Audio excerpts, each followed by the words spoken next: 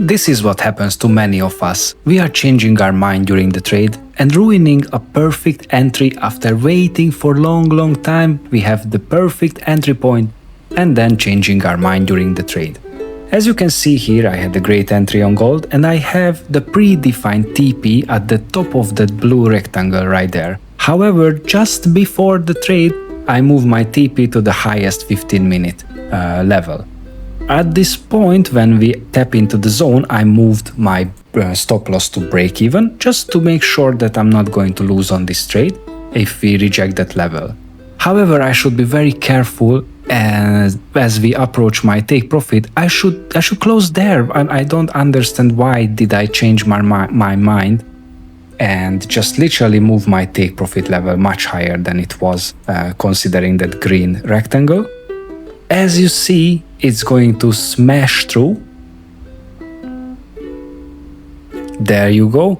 Here I start to think of many things, 10,000 things at the same time. I need to learn this skill to be calm and be fast, basically. I should just close the trade right there.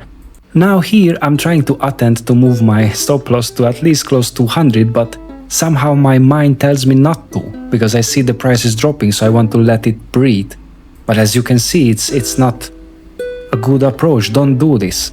Let's fast forward this a little bit to see how I mess up my second chance as well to close this trade with a profit instead of a break even. I did exactly the same mistake what I did on the first attempt. I started to play with my stop loss to move it as close to the price as possible.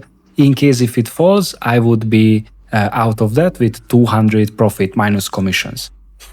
However, still, something in our brain changes, and this is why we need to rewire our minds when these big numbers are moving very fast. In a matter of seconds, you make your daily, weekly, whatever you work from, your income, and somehow a greed or fear overtakes the human psychology.